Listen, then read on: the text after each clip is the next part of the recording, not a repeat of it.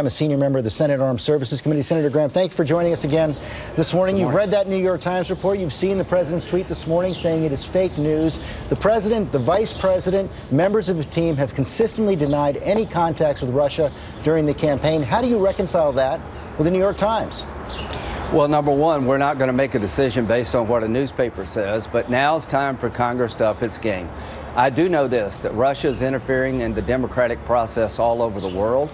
They're actually funding some parties that are pro-Russian and some other democracies. They're trying to break the backbone of democracies. They did hack into Podesta's email. They did hack into the DNC. They did share that with WikiLeaks to interfere in our election. That I believe. Now, here's the question. If there's contacts between the Trump campaign and Russian intelligence officials outside the norm, that's not only big league bad, that's a game changer. And I would change my view as to what Congress should do. If there are contacts between Trump officials and Russian intelligence operatives during the campaign, we need a joint select committee in Congress to get to the bottom of it and also look at Trump's business ties to Russia, if it is true. Well, the New York Times report is based on intercepted communications. They quote four intelligence officials. So you're prepared to go forward and call for that joint committee? I want to do a preliminary investigation where members of Congress, myself and Senator Whitehouse are overseeing the FBI's role in this.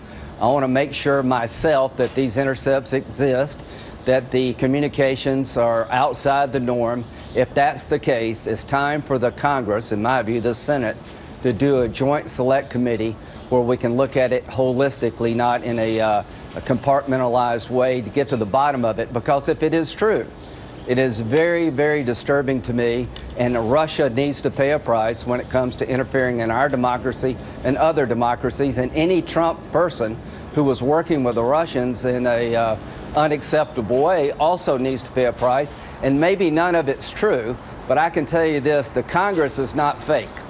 There are real members of Congress up here, Republicans and Democrats, who love our country and going to make sure that checks and balances that have been in place for 200 years work, even when the president's in your own party. It also leads to the bigger question, your litany of charges against Russia raised by Tom Friedman this morning. He says the biggest national security question staring us in the face today, what is going on between Donald Trump and the Russians? Right. What's your answer? Donald Trump is an outlier when it comes to the Russians. I do not know one Republican senator who believes that Russia is anything other than an enemy to democracy, that Russia has tried to interfere in our elections of 2016. I can't explain Donald Trump's view of Russia. Now, starting over, we've tried that twice. So the bottom line here is I'm not going to prejudge why he's the outlier. I'm going to try to find out what relationship his campaign had to the Russians, if any, and if there was a relationship there, then it begins to explain some of his behavior. Democrats are saying that in order to find out what's really going on there, you need Donald Trump's tax returns. Do you agree?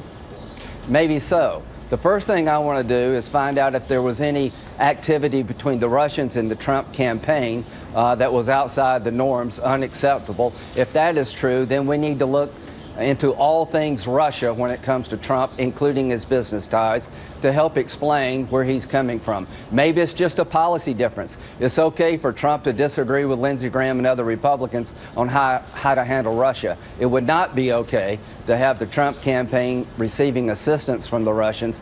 That would be a game changer. Senator Graham, thanks very much for joining us this morning. Thank you. Okay.